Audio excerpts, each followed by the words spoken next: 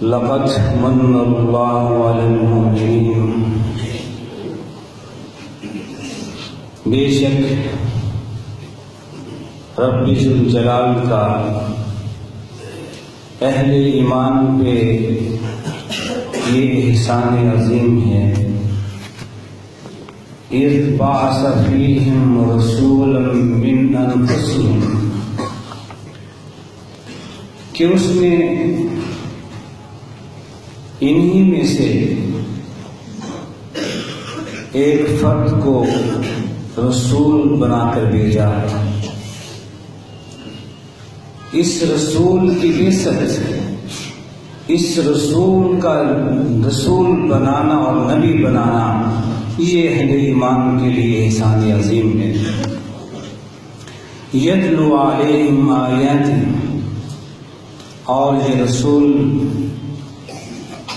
لوگوں کے سامنے اللہ کی آیات کی تلاوت کرتا ہے۔ وَيُزَكِّيهِمْ، اور ان کی سیرت و کردار کا تزکیہ کرتا ہے، ان کے اخلاق و کردار کو سنوارتا ہے۔ وَيُعَلِّمُهُ الْكِتَابَ وَالْحِکْمَةَ، اور وحی الہی کی انہیں تعلیم دیتا ہے جو تعلیم کوئی اور نہیں دے سکتا۔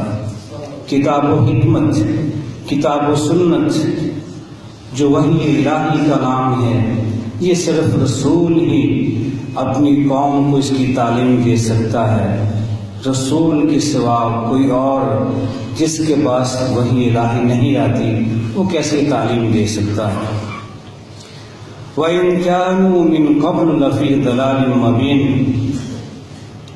اور اس نبی کی بعثت سے پہلے یہ لوگ واضح طور پہ گمراہ تھے، واضح گمراہی میں تھے، اور ان واضح گمراہی میں ہم نے اپنے اس رسول کو بھیج کر ان پر احسان عظیم کیا کہ اس رسول نے اپنی محنت کے ساتھ اور رب ذوالجلال کے فضل و کرم کے ساتھ ظلم و ستم میں، جہالت کی تاریکیوں میں ڈوبی ہوئی انسانیت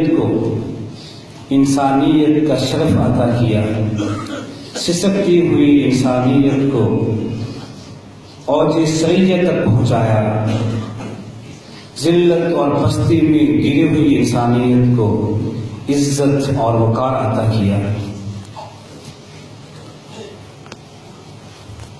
رب ذوالجلال کے انسانوں پر، اہل ایمان پر بے شمار احسانات ہیں، انعامات ہیں، لیکن سب سے بڑا احسان رب ذوالجلال جو ہمیں بتا رہے ہیں، وہ سید کائنات کی بعثت۔ رب ذوالجلال نے اپنے بندوں کی رہنمائی کے لیے، ان کی ہدایت کے لیے سبھی انبیاء کا امام، تمام رسولوں کا سردار، بلکہ ساری اولاد آدم کا سردار سید ولد آدم کو نبی اور رسول بنا کے بھیجا ہے، جن کی رسالت، جن کی نبوت عارضی نہیں تھی، کسی خاص قوم کے لیے نہیں تھی، بلکہ پوری انسانیت کے لیے تھی، پوری دنیا کے لیے تھی، اور قیامت تک کے لیے ہے۔ اور آپ نے اپنی تربیت کے ساتھ، اپنی محنت کے ساتھ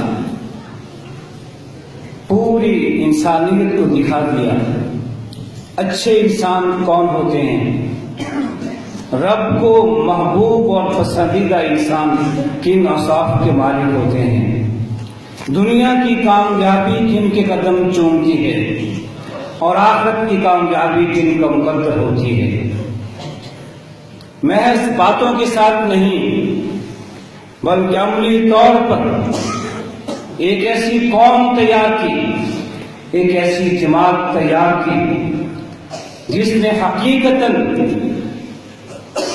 یہ ثابت کر دیا کہ وحی الہی پر چل کر بھی انسان دنیا کی کامیابی حاصل کر سکتا ہے اور آخرت کی کامیابی دنیا کا مقدر بنتی ہے۔ یہ ہے وہ احسان عظیم کہ ایک رسول بھیجا ہے، اسے رسالت دے کے، نبوت دے کے، اسے وحی الہی دے کر بھیجا ہے۔ اور رب کائنات فرماتے ہیں کہ وہ دور، جس دور میں ہم نے اس رسول کو بھیجا، وہ دور ضلال مبین کا دور تھا، واضح گمراہی کا دور تھا۔ کس دور کو رب کائنات گمراہی قرار دے رہے ہیں، اس دور پہ نکال ڈالیے۔ اس دور میں روم، فارس، یونان کی تہذیبیں موجود تھی، عربوں کی، قریش مکہ کی تہذیب موجود تھی، عیسائیوں کی، یہودیوں کی تہذیب موجود تھی۔ وہ روم اور وہ ایران، وہ یونان جن کے خزانے دولت سے بھرے ہوئے تھے۔ سونا اور چاندی اس قدر عام تھا کہ سونے اور چاندی کے برتنوں میں کھانا کھاتے تھے، پانی پیتے تھے۔ اور مسلمانوں کو ایران کے مال غنیمت سے ایسے قالین ملے جن قالینوں پر سونے کی کڑھائی کا کام کیا گیا تھا۔ وہ ایسا ترقی یافتہ دور تھا جس میں دولت مندوں نے اپنی آسائش کے لیے، اپنی آرام کے لیے، اپنی عیاشی کے لیے موسم گرما میں بھی ایسی فضا قائم کی تھی جیسی موسم بہار کی ہوتی۔ رب کائنات بھی اس بات کی تصدیق فرماتے ہیں کہ وَلَمْ يُخْلَقْ مِثْلُهَا فِي الْبِلَادِ، کہ وہ جو پہلی قومیں گزری ہیں ان قوموں جیسی قومیں پیدا نہیں کی۔ وہ قومی قوت کے لحاظ سے، طاقت کے لحاظ سے تم سے بہت آگے تھے، دولت کے لحاظ سے، تعلیم کے لحاظ سے، علوم و فنون کے لحاظ سے، تعمیر و ترقی کے لحاظ سے روم اور فارس سب سے آگے تھے۔ یونان میں ہر علم موجود تھا، ہر فن موجود تھا۔ یہودی بھی، عیسائی بھی موجود تھے جو اللہ کا نام لینے والے تھے، اللہ کے نبی پہ، رسول پہ ایمان لانے والے تھے۔ قریش بھی موجود تھے جن کا یہ دعویٰ تھا کہ ہم دین ابراہیم پہ قائم ہیں۔ وہ قریش مکہ، مکہ کے رہنے والے باسی، جس مکہ میں آپ کی بعثت ہوئی، اس مکے کے لوگ، اس مکے کے مذہبی سربراہ، ان کا یہ دعویٰ تھا کہ ہم دین ابراہیم پہ قائم نہیں ہیں۔ وہ لوگ نماز پڑھتے تھے، روزے رکھتے تھے، حج کرتے تھے، عمرے کرتے تھے، زکات بھی دیتے تھے۔ اور اس دور کے لوگ کوئی بھی کام کرنا ہو اپنے مذہبی کاہنوں کے پاس جاتے تھے کہ آپ بتائیے میں یہ کام کروں کہ نہ کروں۔ ان کا مذہبی رہنما، مذہبی کاہن کہہ دیتا کہ یہ کام نہیں کرنا ہے، وہ کام نہیں کرتے تھے۔ وہ کہتے کہ ہاں تم کام کر سکتے ہو تو وہ کام کرتے تھے۔ یہ سب کچھ تھا، دنیا کی دولت بھی تھی، مال بھی تھا، تجارت بھی تھی، علوم و فنون بھی تھے، دینداری بھی تھی، نمازیں بھی تھی، عبادات بھی تھی، اور رب کے نام لیوا یہودی عیسائی بھی موجود تھے۔ لیکن پھر بھی رب کائنات فرماتے ہیں کہ فی ضلال مبین، یہ دور واضح گمراہی کا دور تھا۔ اگر یہ بات سمجھ آ جائے کہ ان ساری چیزوں کے باوجود کس وجہ سے اس دور کو رب کائنات نے گمراہی کا دور کہا ہے، اور پھر اس آخری نبی نے اس گمراہی کے دور میں کیا کردار ادا کیا ہے، تو آج ہم بجائے جشن میلاد مصطفیٰ منانے کے ہم مقصد بعثت مصطفیٰ کو سمجھیں کہ اس آخری نبی کی بعثت کا مقصد کیا تھا، یہ نبی کیوں آیا، رب نے کیوں بھیجا، اس نبی نے دنیا میں آ کے کیا کام کیا۔ ہم پھر سال کے بعد چند دن جشن میلاد منانے کے بجائے یہ سوچیں، یہ فکر کریں کہ اس نبی کی بعثت کا مقصد کیا تھا، اس نبی کی آمد کا مقصد کیا تھا، وہ نبی کیوں آیا۔ اور رب کائنات نے احسان جتایا تو یہ کہ میں نے اسے نبی بنا کے بھیجا، اس کی بعثت کا احسان ہے، اس کی پیدائش کا احسان نہیں ہے۔ اس بات پہ غور کرنا ہو تو جب مسلمان قریش مکہ کے مظالم سے تنگ آ کے حبشہ جاتے ہیں، ہجرت کرتے ہیں کہ یہاں مکے میں یہ قریش جو مذہبی ٹھیکیدار تھے، دین ابراہیم پہ چلنے کے دعوے دار تھے، ہمیں آزادی کے ساتھ مذہبی کام کرنے نہیں دیتے ہیں، حبشہ چلے جاتے ہیں تو یہ لوگ ان کا پیچھا کرتے ہیں، ان کے پیچھے جاتے ہیں، شاہ حبشہ سے کہتے ہیں یہ ہمارے بگوڑے ہیں، بھاگ کے آپ کے ملک میں آ گئے ہیں، انہیں واپس کر دیجیے۔ حبشہ کا بادشاہ نجاشی بلاتا ہے مسلمانوں کو، بھی کیا بات ہے، اپنے وطن سے کیوں بھاگ کے آئے ہو، یہ تمہیں مانگنے کے لیے آئے ہیں، کیا بات ہے۔ اس موقع پر حضرت جعفر طیار رضی اللہ عنہ نے جو بات کہی تھی وہ بڑے واضح کر دیتی ہے کہ گمراہی کا دور کیا تھا اور رحمت کائنات نے اس گمراہی کے دور میں کیا تبدیلی کی۔ حضرت جعفر نجاشی کے دربار میں کہتے ہیں، ایھا الملک کن قوما اہل جاہلیہ، اے بادشاہ ہم ایسی قوم تھی جو جاہلیت پہ کاربند تھی، ہمارے اندر جاہلیت تھی، گمراہی تھی، ہم ہدایت سے دور تھے۔ نعبد الاسلام، ہم اپنے مالک کو چھوڑ کر بتوں کے سامنے جھکتے تھے، ہم بتوں کی پتھروں کی پوجا کرتے تھے۔ وَنَأْكُلُ الْمَيْتَ، عبادت میں ہم پتھروں کے سامنے جھکتے تھے اور اپنے منہ میں ہم حرام مردار کھاتے تھے، ہمیں تمیز نہیں تھی کیا کھانا کیا نہیں کھانا، ہم مردار کھاتے تھے۔ وَنَأْتِي الْفَوَاحِشَ، اور ہم بے حیائی کے کام کرتے تھے، وہ کام وہ باتیں جنہیں سن کے سر جھک جائے، آنکھیں نیچی ہو جائیں شرم و حیا کی وجہ سے، ہم وہ کام کیا کرتے تھے، فخر کے ساتھ کیا کرتے تھے۔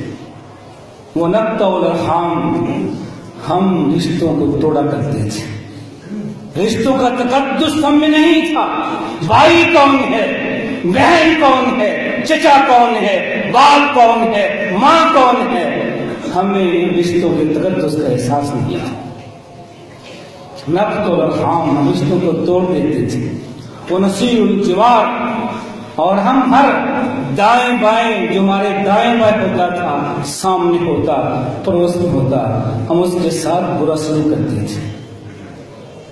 جب رشتوں کا پاس نہیں تھا، پڑوس کا اعتبار کیسے کرتے، ہم ہر ایک کے ساتھ، وہ دائیں ہوتا، بائیں ہوتا، سامنے ہوتا، ہم ہر ایک کے ساتھ برا سلوک کرتے تھے۔ ونسیء الجوار کن علی ذلک، اے بادشاہ ہماری یہی کیفیت تھی، عبادت کے لحاظ سے، اخلاق کے کردار کے لحاظ سے، کردار کے لحاظ سے ہماری یہ کیفیت تھی۔ حتی بعث اللہ الینا رسولا منا، اسی کیفیت میں اللہ نے ہم ہی سے ایک فرد کو رسول بنا کے بھیجا۔ نعرف نسبہ، ہم اس رسول کے نسب کو جانتے ہیں، اس کا باپ کون ہے، ماں کون ہے، کس خاندان کا فرد ہے، کہیں باہر سے نہیں آیا، آسمان سے نہیں آیا۔ نعرف نسبہ، ہم اس نبی کے نسب کو جانتے ہیں، वसिद्क़हु व अमानतहु, हम उसकी सच्चाई को भी जानते हैं, उसकी मानत को जानते हैं। वअफ़ाफ़हु, हम जानते हैं कि बड़ा ये पाकबाज है, इसके दामन पर कोई डब्बा नहीं है, इसकी सारी जिंदगी हर किस्म के गुनाह से गलत काम से पाक है। फ़दआना इलल्लाहि लिनअबुदहु व वहदहु लहु, इसने हमें दावत दी है, उस नबी ने दावत दी है अल्लाह की जानिब, अपनी जानिब नहीं, दावत दी अल्लाह की जानिब। हम अल्लाह को एक बनाएं, एक अल्लाह की इबादत करें। वनख़ला मा कुन्ना नअबुदु नहनु व आबाउना बिल-हिजारति वल औसान, और अल्लाह के सिवा जो हमने पुत्रों को या हमारे आबाओ-अजदाद ने इन पत्थरों को माबूद बना लिया, सब कुछ छोड़ दे। इस नबी ने हमें दावत दी है कि एक अल्लाह की तौहीद को मान लो, ये पत्थरों को, इन पुत्रों को तुमने माबूद बनाया है, इनको छोड़कर एक अल्लाह की इबादत करो। अपनी बात नहीं की, मेरी इबादत करो, ने अल्लाह की बात की है। वो अमराना, और हमें हुक्म दिया बिसिद्क़िल हदीस, अपनी जाती बात कोई नहीं कही, हमें हुक्म दिया बिसिद्क़िल हदीस, लोगों सच बोला कहा, सच बोलने की बात की गई। वअदाइल अमानती, हमें हुक्म दिया कि अमानतों को अदा कर दिया करो, लोगों की अमानतों को लेके उन पे कब्जा कर लो, बदजान की तरह नहीं, लोगों की अमानतों को, उनके माल को वापस कर दिया करो। वसिल इरहाम, हमें हुक्म दिया कि रिश्तों को जोड़ा करो। ये रिश्ते अल्लाह ने बनाए हैं, इसमें इंसान का दखल नहीं है। तुम्हारे बहन भाई, तुम्हारे माँ बाप, तुम्हारे चचा, तुम्हारी खालाएं, ये सब अल्लाह ने मुतय्यन की हैं, रिश्ते अल्लाह ने बनाए हैं। अल्लाह के बनाए रिश्तों को माना करो, इन्हें तस्लीम करो, इनको तोड़ो ना। वनहसुल जिवार, हमें हुक्म दिया कि हर पड़ोसी के साथ, दाएं हो या बाएं हो, सामने हो, कहीं भी हो, उसके साथ अच्छा सलूक करना है। वल्कफ़्फ़ि अनिल महारिम वल फ़वाहिश, और हमें हुक्म दिया है हर बुरे काम से बचाओ। वद्दिमा, और इंसानी खून बहाने से बचाओ। अपने भाइयों का खून न बहाओ, ये तुम्हारे भाई हैं, तुम्हें एक बाप की औलाद हो, ये तुम्हारे भाई हैं, इनका खून न बहाओ। हमें रोका है इस बात से हम हराम काम न करें और अपने भाइयों का खून न बहाएं। वनहाना अनिल फ़वाहिश, हमें मना किया है कि वो काम जो बुरे हैं, बेहयाई के काम हैं, जिन्हें कोई भी हयादार इंसान पसंद नहीं करता है, ऐसे कामों को छोड़ दो। वल्कज़िब, और झूठ को छोड़ दो। वक़ज़्फ़िल मुहसना, और पाक दामन औरतों पे झूठे इल्जाम से बाज आ जाओ। वअमरना अन नअबुदल्लाह वहदहु वला नुश्रिक बिही शैअ, उस नबी ने हमें ये हुक्म दिया है कि एक अल्लाह की इबादत करो, उसके साथ किसी को शरीक न ठहराओ।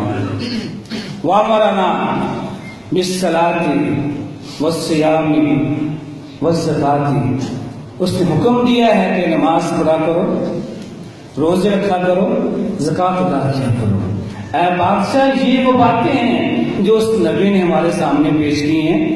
हम गुमराही में थे, जहालत में थे, तारीकी में थे, हमने इसको नूर समझा, ये नूर था, ये रोशनी थी, हमने ये बातें मान ली, उस नबी पे ईमान ले आए कि वाकई ये नबी अपनी जात के बारे में कुछ नहीं कहता, दावत देता है तो रब के बारे में बातें करता है, तो वो जिससे इंसानों को फायदा हो, जिससे मुआशरा सही हो जाए, जिससे हम सही हो जाए, हम इसकी बातों पे ईमान ले आए हैं। ये हमारा जुर्म है, जिस जुर्म की बिना पे ये लोग हमारे पीछे हैं।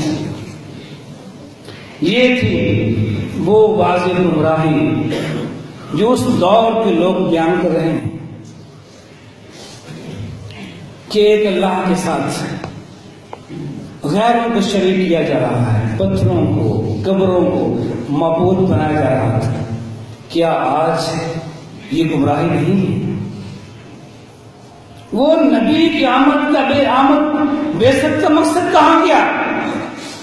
جب ہم اس کی بعثت کے مقاصد کو فراموش کر بیٹھے ہیں، ہمیں احساس بھی نہیں ہے کہ وہ نبی کیوں آیا تھا، کن گناہوں کو، کن جرائم کو، کن بری باتوں کو روکنے کے لیے آیا تھا۔ ہم نے وہی سارے کام کیے جا رہے ہیں، نہ ان کاموں سے باز آتے ہیں، نہ وہ برے کام چھوڑتے ہیں، نہ گناہ چھوڑتے ہیں۔ زبان سے جھوٹ بولیں گے، یہ نہیں چھوڑ سکتے، اس لیے کہ بغیر جھوٹ کے کاروبار نہیں چلتے ہیں، یہ ہمارا دین ہے۔ اس دور میں یہودیت تھی، عیسائیت تھی، لیکن بگاڑ کیا تھا وہ قرآن نے بتا دیا، اتخذوا احبارهم اربابا من دون اللہ۔ ان لوگوں نے، ان کا جرم یہ ہے، ایک نبی کو ماننے والے ضرور ہیں، لیکن بعض علماء کی مانتے ہیں، اللہ کی بات نہیں مانتے۔ یہ فرد جرم رب کائنات نائب کی ہے کہ بے شک یہ عیسائی ہیں، لیکن ان کا جرم یہ ہے کہ ان لوگوں نے نبی کی تعلیمات کو چھوڑ کر اپنی علماء کی باتوں کو مان لیا ہے۔ ان کے علماء جو کہتے ہیں یہ حلال ہے، یہ حرام ہے، یہ نہیں دیکھتے کہ ہمارے نبی نے کیا کہا تھا۔ یہ بگاڑ تھا اس دور کی عیسائیت میں، جسے رب کہتا ہے یہ واضح گمراہی ہے۔ کیا آج گمراہی ہمارے ہاں نہیں؟ یہودیوں کا جرم یہ تھا، اس دور کے یہودیوں کا جرم یہ تھا کہ دولت کے پجاری تھے، دولت کے حصول کے لیے، اقتدار کے حصول کے لیے ہر گناہ ان کے نزدیک جائز تھا۔ یہودیوں نے عیسائیوں کو خندقوں میں آگ لگا کے اس آگ میں گرا دیا اپنے مقاصد کے حصول کے لیے۔ یہ واضح گمراہی کس دور کی؟ کیا آج کے دور میں ایسا نہیں ہے؟ یہ شام اور برما کے مظالم ہم بھول سکتے ہیں؟ وہ کتابوں کی باتیں تھیں، اصحاب الاخدود کے ساتھ کیا کیا گیا، خندقوں میں آگ لگا کے اس میں گرا دیا گیا، لیکن آج وہ ساری تاریخی باتیں حقائق بن کے ہمارے سامنے ہیں۔ جن کے پیچھے کون ہے؟ وہی جو اس دور میں تھے۔ یہ واضح گمراہی، اسے رب واضح گمراہی کا نام دے رہا ہے، اس واضح گمراہی میں نجات کا ایک ہی ذریعہ تھا اور ایک ہی ذریعہ ہے، اس کے سوا کوئی اور حل نہیں ہے، وہ ہے اس آخری نبی کی بعثت کے مقاصد کو سمجھنا، اس کے کاربن ہونا۔ آج بھی اگر ہم یہ چاہتے ہیں کہ شام اور برما اور آگ کی تاریخ نہ دہرائی جائے، وہاں مظالم کا خاتمہ ہو، تو ہمیں پلٹنا ہوگا اس آخری نبی کی تعلیمات کی جانب، وگرنہ جو کچھ وہاں ہو رہا ہے یہ عذاب ٹلے گا نہیں، آگے بڑھتا جائے گا۔ قومیں اسی طرح تباہ ہوتی ہیں جب کوئی قوم اپنے نبی کی تعلیمات کو فراموش کر کے اور نبی کی ہدایت کے خلاف کام شروع کر دے، وہ قومیں ختم ہو جاتی ہیں، تباہ و برباد ہو جاتی ہیں۔ پہلے دور میں وہ قومیں عذاب آ کر ایک ہی دن میں، ایک رات میں تباہ ہو جاتی تھی، لیکن آج کے دور میں یہ تباہی آہستہ آہستہ، تاکہ پھر بھی یہ سنبھل جائیں، ان مظالم کو دیکھ کر پلٹ آئیں کتاب و سنت کی جانب، نبی کی ہدایات کی جانب، اور محض آنسو نہ بہائیں، محض جشن نہ منائیں، بلکہ اس نبی کی تعلیمات کو سینے کے ساتھ لگا کے اس پہ عمل کریں۔ اسی میں نجات ہے۔ اور یہ نبی اس نے ثابت کر دیا تھا کہ وہ عرب قوم جو واضح گمراہ تھی، جب اس قوم نے قرآن حکیم کو اور سید کائنات کی فرامین کو سینے کے ساتھ لگایا، عملی زندگی پہ نافذ کیا، وہ قوم سب قوموں پہ غالب آ جاتی ہے، روم فارس کی تہذیبیں ختم ہو جاتی ہیں۔ آج بھی ایک